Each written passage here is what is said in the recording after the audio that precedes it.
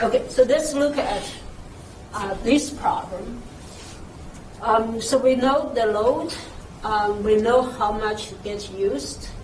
So the load is, so it's a hook for cargo, right? So in this case, you get lifted up and pulled down. So the maximum load is 110,000 pounds. And the get use estimate is 1,000 cycles per month. So this is very typical for fatigue analysis of the part. You have the usage and the force. So the diameter, initial diameter is 2 inches, and we know the material yield stress and the K1C.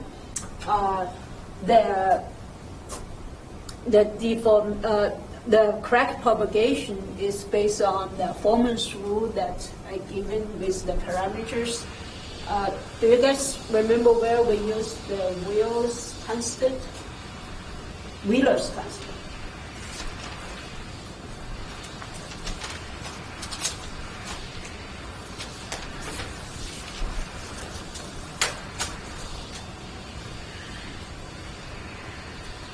Okay, when we talk about proof test that is overloaded to the above normal operation stress, what concept coming in mind when we have, how does that overload affect the fatigue propagation or the crack propagation behavior?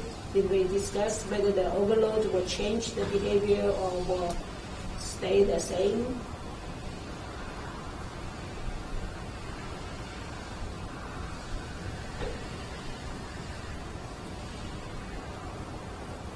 It will improve the fatigue strength. Okay, why does it improve the fatigue strength?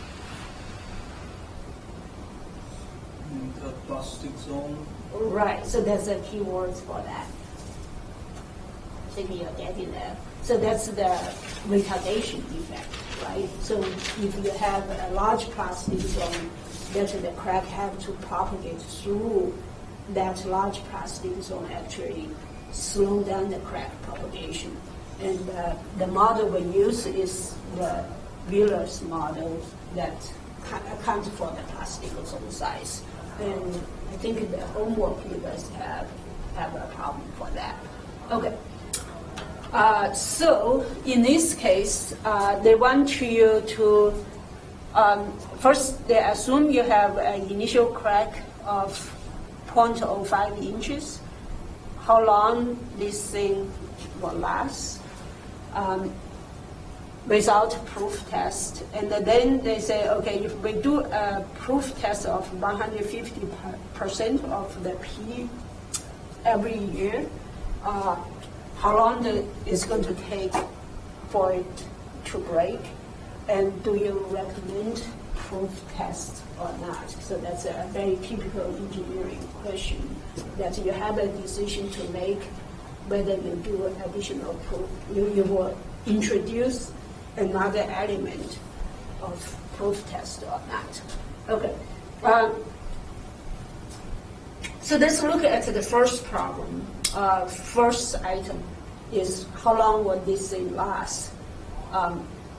So obviously that's something that we need to use a formula to solve for that. We give the sort formula delta K. The question over here is, for this problem, do we know how to calculate K?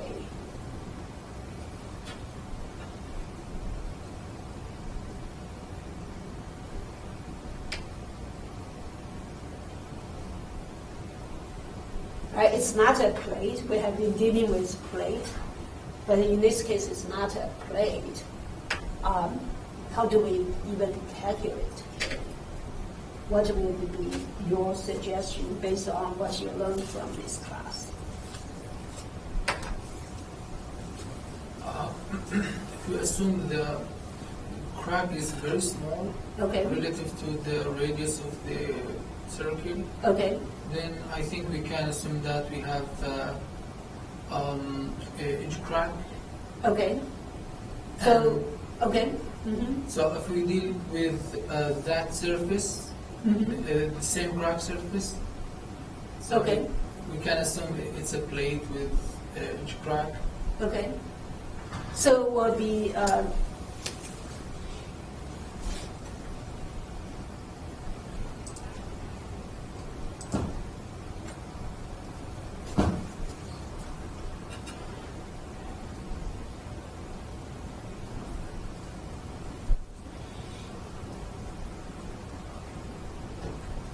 okay.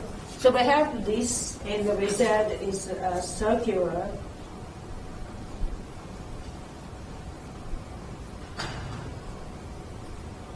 And we have a crack along that. Right?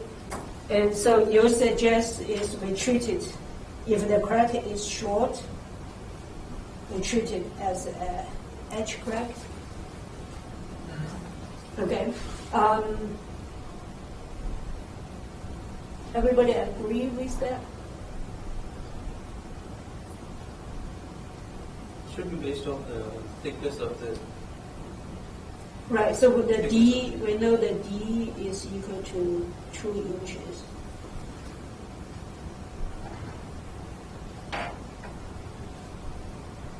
So based on the thickness of,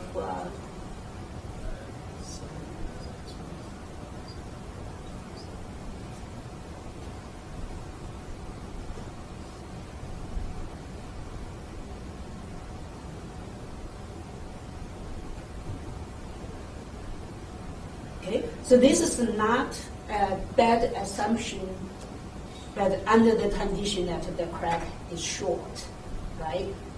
Do we know the crack is short or not?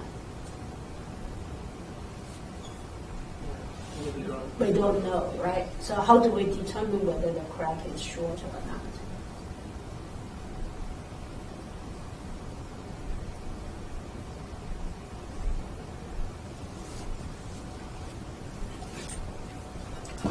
We go back to here. Is there some way we can assess? We know the initial crack, probably the initial crack is short, true, right? But we want to determine the number of cycles until the parts fail. So we don't know at this point whether at the point where it's close to fail, how big is the crack, right? So that will be the first thing we want to decide. Okay. So if we do that, so we can start with a single edge crack and use the parameter given there to calculate how big is the crack when it's failed, and then we revisit whether that is correct or not. Okay. So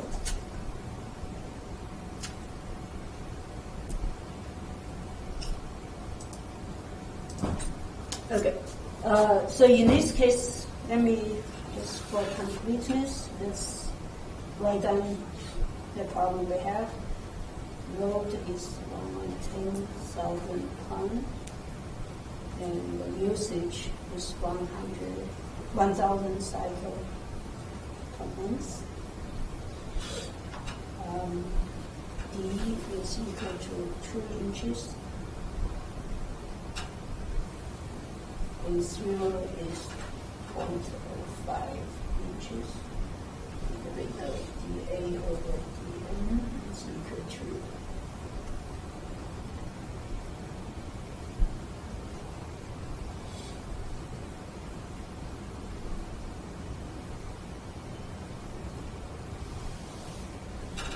C is equal to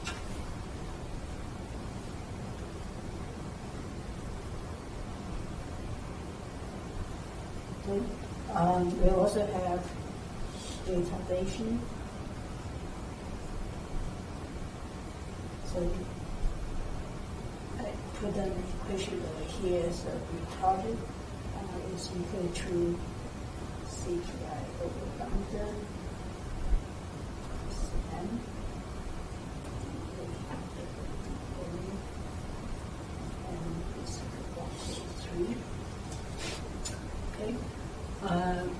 Okay, but then we have my K1C is equal to 60 KSI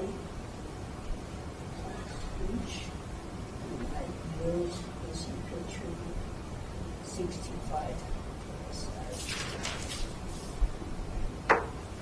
Okay, so this is another indication that if the yield stress is given, most likely you need to consider retardation. Otherwise, there's no point to give you the sigma y. Okay, so we know that in this case, the load that's essentially is my P max, and then my P mean will be 0. So my so let's assume. So the first is determine the maximum crack size or length before failure. Okay. So we have, if we assume, so the first is we assume single edge crack, like what I showed over here. So we have crack A, and then this will be my diameter. And so I basically squeeze this thing into kind of like a plate, which of course is an approximation. Okay, so if I assume single edge crack, my K1 will be equal to 1.12 sigma squared root of pi A. And my sigma, of course, based on this, so my P goes like that, will be P equal to. Excuse me. Yeah. I have a question actually. Mm-hmm. So, if we take that single edge crack, then we are looking like this, right? Flat, like outside and inside of the paper. Is it? So you're asking how do we go from here to there? Yeah, because the Okay. section that we are taking, if the P is being applied that way, So there is hollow inside, right? So No, it's a solid rod. It's a solid rod.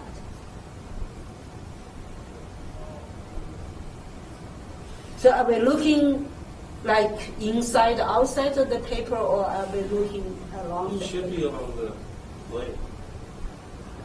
So if we're looking along the plane, so what are your question? No, that's what I was asking. Are Right. we looking inside, outside, or along the plane? Should be along the plane. Yeah, it should be along the plane. That's why this distance is. And I also thought that the solid was hollow actually. That's what. Oh, okay. But what I'm sorry, I'm drawing over here is the shaded area is the crack surface. Okay. So I switch on this side.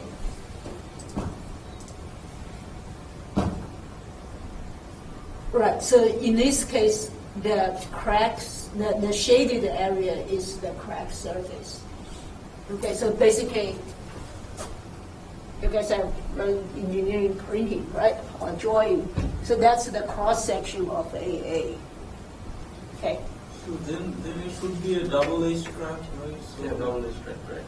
On two sides. Okay.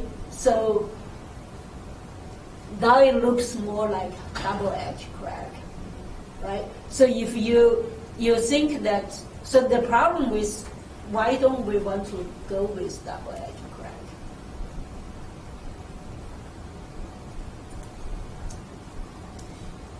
The equation is much more complicated, right? So if we want to do, so the question is, so okay, so if I go back to here,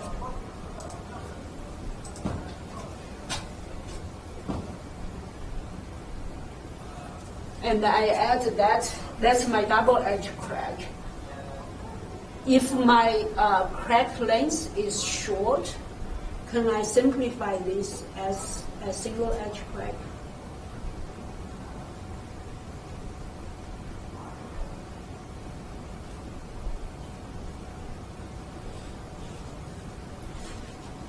To take the half of the width.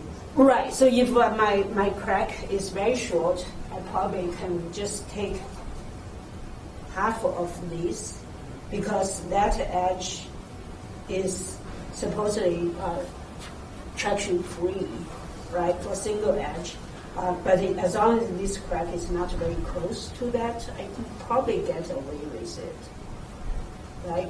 So the question now is, okay, it physically look like a double edge crack. Can we approximate it as a single edge crack? Because the equation will be much simpler, right?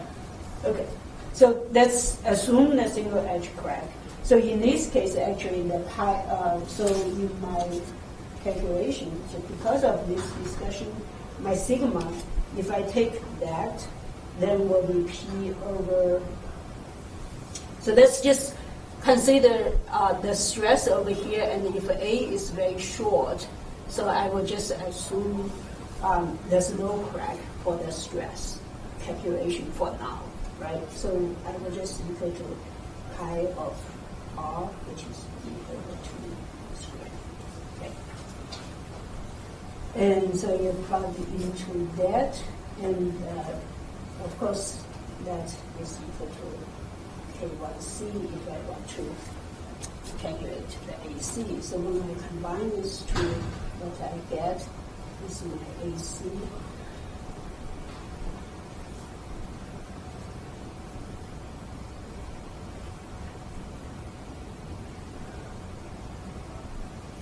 So I plug into that, I get 0.74 inches. Okay. So at the before failure, my crack can actually grow quite a lot to 0.74 inches before it finally breaks. The problem is this one is only slightly less than D over 2 of a half, right? So really, that means this guy actually gets quite close to the center line over here. So probably, so I put what is slightly smaller. Right? So don't you have to multiply the Ki by 2 because we are assuming a single edge, but it is this one? Yeah. So Right. So we just consider that. Yeah, but, there is another crack on the other side, so. But if the crack are two separate things, we don't need to worry about. They are interacting with each other, right? So each crack will decide whether they will fail it or not. Does that make sense? Right? Times 2 does not make sense because these two are not superimposed on each other. Okay. Okay. Okay, so in any case, in this case, because the 0.74 is so close to the half of the radius of that, so the single edge probably is not good.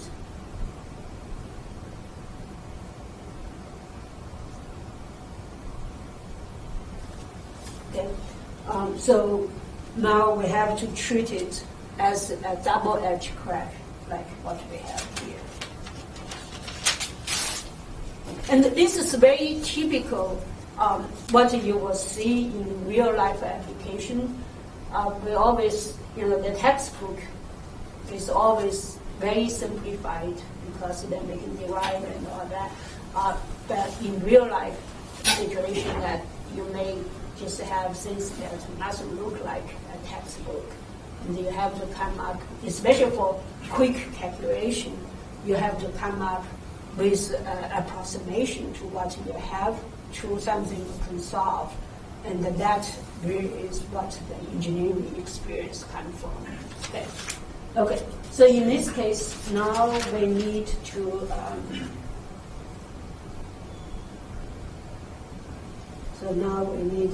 treat the problem as a double edge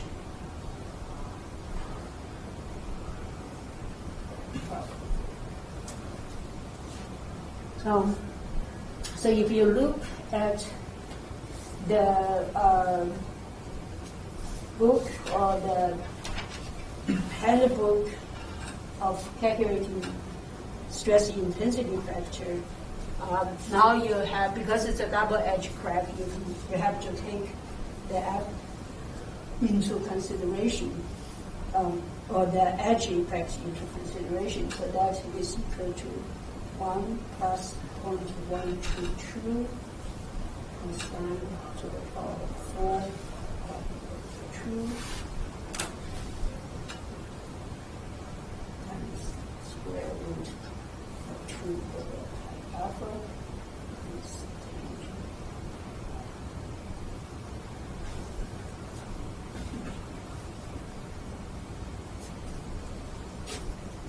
Okay, so this, of course, if A is very small, alpha will be very small, and this reduces down to 1.122, like what you had before. But when A gets bigger, alpha gets bigger, and then all the other things come into interest. So with that, now almost with this, it's almost difficult to solve by hand, almost impossible. So you have to solve the problem with computer, or used to be graph paper or something like that. Okay, so now that's the first step, is determining what equation you will use to calculate your stress intensity factor. And if you can use single edge crack, will make life much easier, but unfortunately in this case we can't. Okay, so now go back to the original question.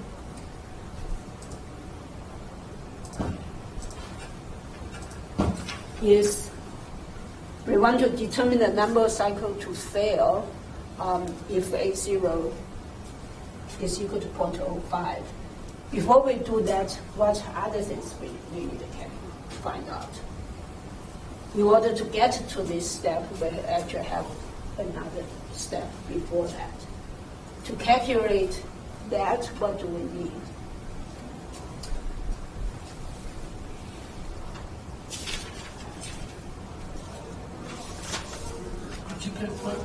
We need to know the critical crack length, right? So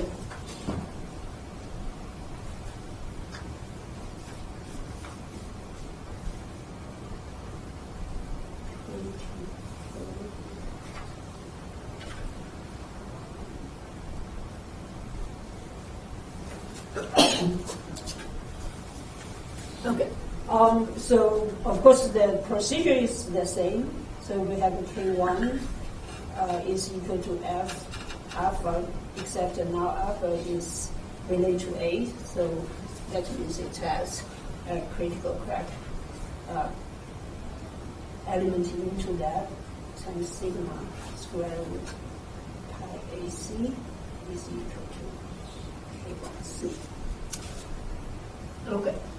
As I said, since F alpha is so complicated, you probably will not be able to solve for it. So there are two ways you can do. One is you plot your A and K1 and then see how it changes, right? And then you find variable K1C, and that's where your AC.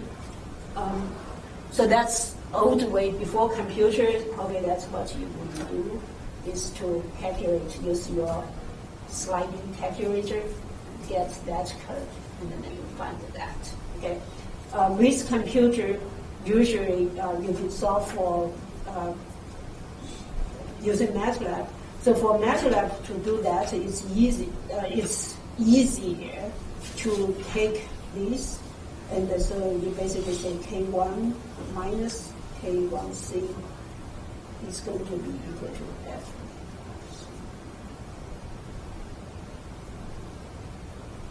And that equal to 0. And so in MATLAB, you can use a function called F0 and find the root of that.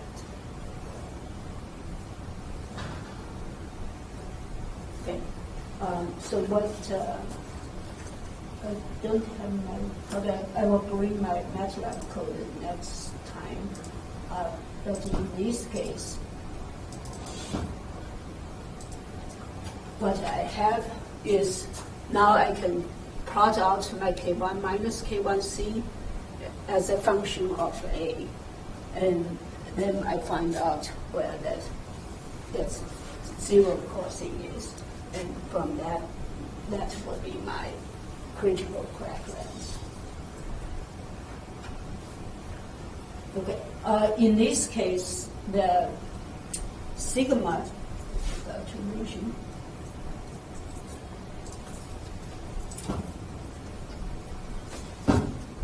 okay, so the sigma here will be equal to, because it's a double edge crack, and then also because we know that the crack will get long enough. So my sigma should be equal to P over pi of E minus 2AC over 4. So you plug into that, you plot that curve, and so with that you get your AC is equal to 0.23 inches.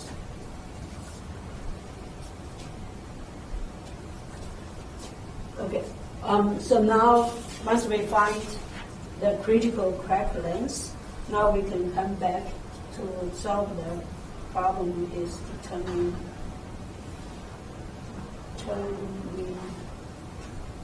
fatigue life.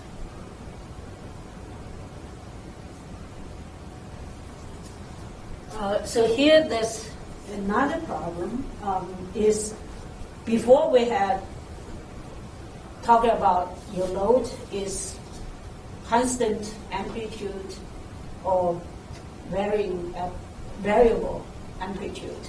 In this case, for fatigue life calculation, do we have a constant load case or do we have a variable load cases? Or do we have a constant amplitude load cases or variable amplitude load cases? Concern? Do we have a constant? How many agree that we have a constant amplitude case? So I think it is, we should have dynamic load, right? Right, we have a dynamic loading, so it's a constant amplitude.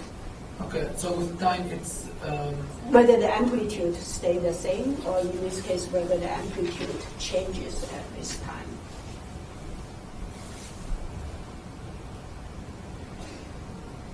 Depending on the cargo, amplitude might change, but Right, so depends on P, it doesn't change.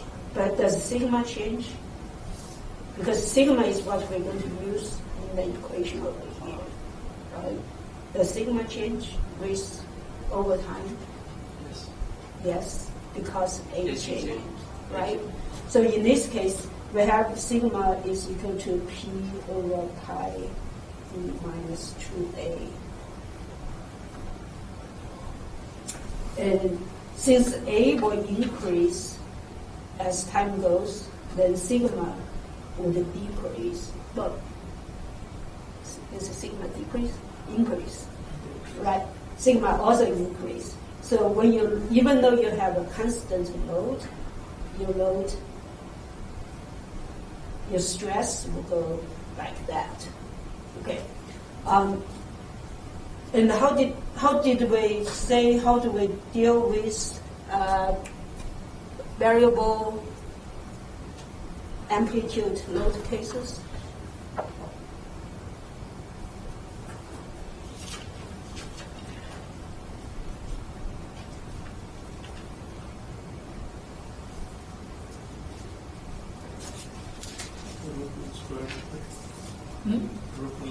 Right, so we can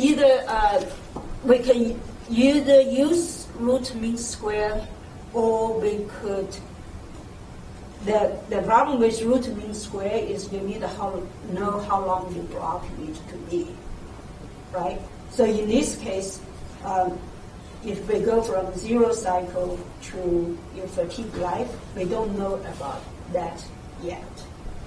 Okay, so we could come back and do this as set that as unknown, and we calculate RMS and solve for that. Okay, so that's one way. So we can use root mean square method, or I'm just going to actually use a cycle by cycle method.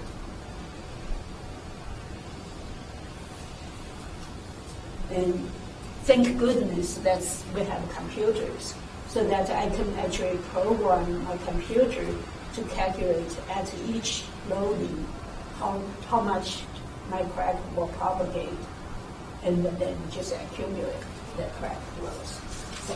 So by cycle, again, it's easy. I have a dA over dN is equal to C times delta Kn over 1 minus R.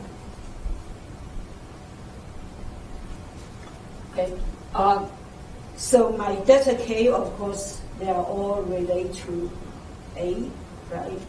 And then my dA is over there, so what I have is my dA is going to be equal to C delta K over.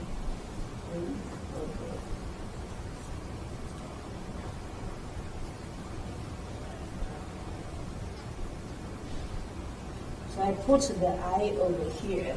So that's your starting point. So at every point, after each loading, I know what my A would be, so I can calculate delta K, and then I know that how much that dA will go. So that's basically, so this is your dA for I. Okay. And then my dN, of course, in this case, I can put it over here, but my dN in this case is just equal to 1, because I'm calculating every cycle. Okay. So my AN, or my accumulated crack length, will be my A0 plus or my AI. And then I want to find out at what point that my AI is equal to my AC. Okay, and so from that I can calculate my NF. Okay, so that is how you could do. So in this case, forget about the red line for now. Is if you look.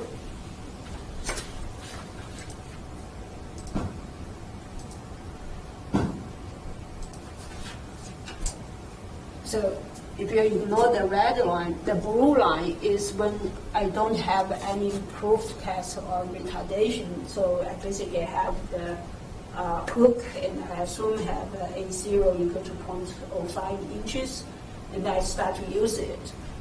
Without doing any maintenance or inspection or anything like that, this thing is going to, the crack will start to grow, and then will break in 2 years. So that's basically how, if you do cycle by cycle and accumulate over 2 years, that's what the crack growth look like, is the blue one. Okay. And so that's the second problem we have. So now the question is, if we do proof test at 150% of the P annually, what would be the number of cycles to fail? Again, so basically every year we come in and do the proof test of 150% P. So in this case, they're not really, it's more of, so proof test, as we said before, is a way of non-destructive evaluation that you eliminate the parts that have large defect. So in this case, the proof rating actually helps to improve the fatigue life. And of course, it helps to detect the ones that, or eliminate the one that has abnormal crack growth. So in case you somehow overload it, your crack is longer than it will be. Okay. So for that, again, because the problem is so complicated, you will probably have to do use the computer to help you to solve for that. So in this case, if we apply proof test every year, and then your P of proof test is equal to 1.5 log P. So now instead of like this, that means you have a shoot up after 1 year, and then after another year, you have another shoot up like that. Okay. So you need to consider, so in this case, you have.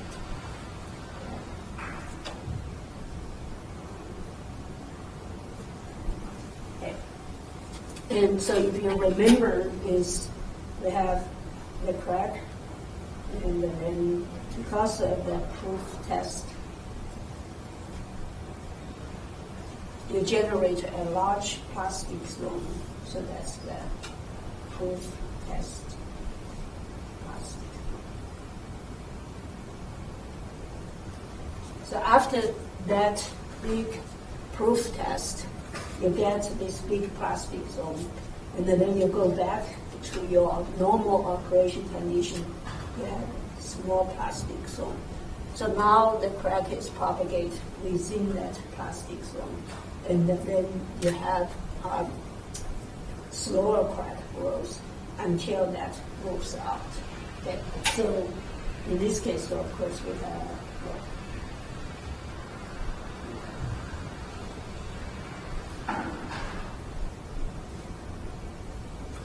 so that's your number.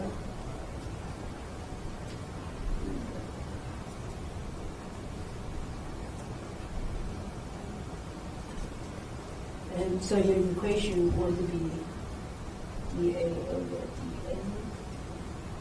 We target is equal to.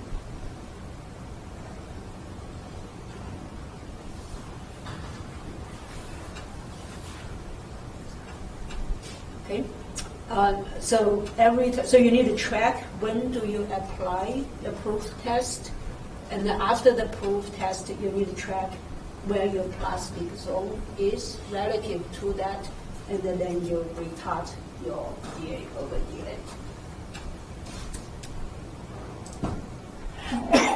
So that's what you have for the red curve. Now that you can see that after 1 year, you have a slow crack. So in this case, I assume that you also have a proof test before the use, right? So now you slow down. Actually, the effect is so high that you don't even go back to the original. And then after that, it changes. So you can see it start going up toward the end, but then you apply another one. So now, instead of it fails in 2 years, you can actually extend it almost to 9 years. So with proof testing, you can retard the crack growth, and you'll be able to extend the life to 9 years. So of course, the third question is, should you recommend proof test? That seems to be no-brainer, right? If you can extend the life from 2 years to 9 years by just doing simple proof testing, that's pretty good deal. I would say definitely recommend it.